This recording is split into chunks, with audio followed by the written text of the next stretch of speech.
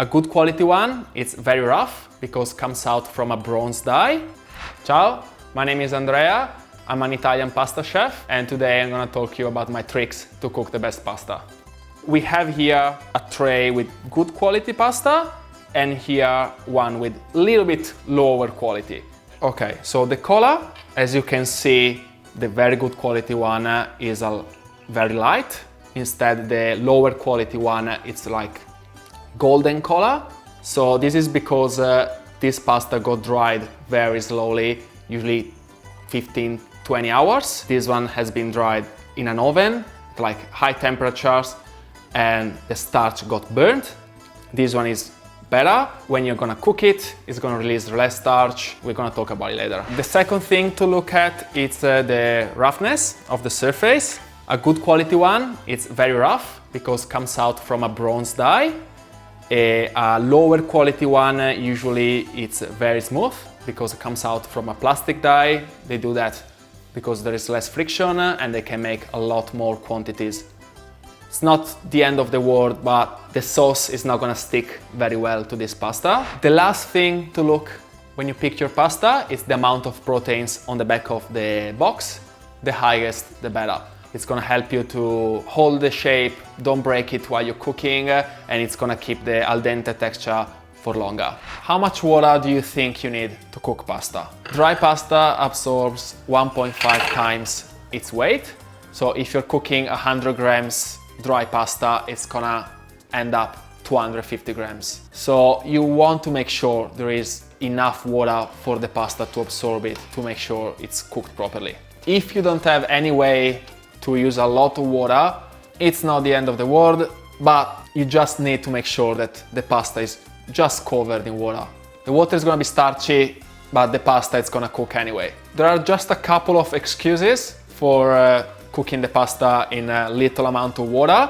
The main reason is you need the starch to thicken up the sauce. So for example, if you're making a seafood pasta that doesn't have much cream, cheese, cooking the pasta in little amount of water give you more starch to help creaming up the sauce. Probably you've noticed that very often the pasta boils over.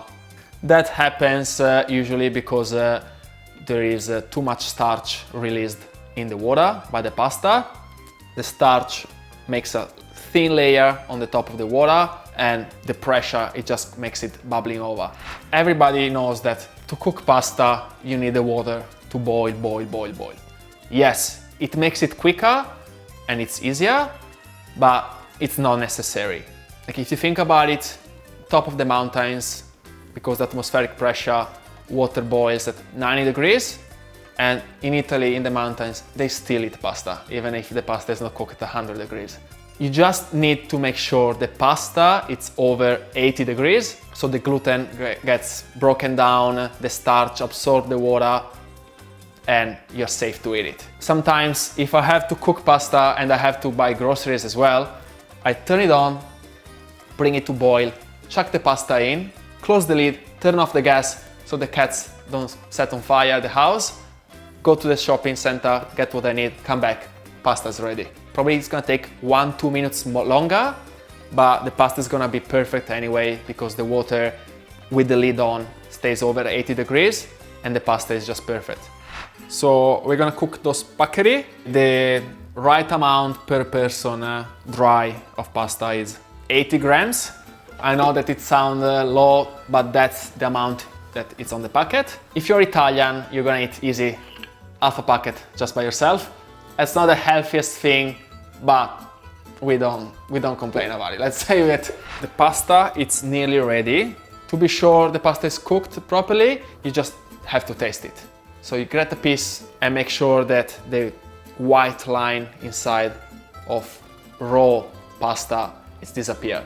I always cook it for 2-3 minutes less than what's written on the packet and finish it on the sauce. It's gonna release some of the starch in there as well and make it a lot creamier and nicer. So I'm going to add a little bit of the water with the starch in the sauce and complete the cooking in the pan. So now we're ready to plate up. So as you can see, the tomato sauce is sticking to the pasta. And as you can see as well, the pasta is not swimming in tomato sauce. So now we have our pasta, and to finish it up, we are just gonna put a little bit of pesto on top, just to give some color, different texture and flavor. That's it. That's my best way to make pasta. Try to follow those little tricks and tips and see how it goes. That's it. Buon appetito!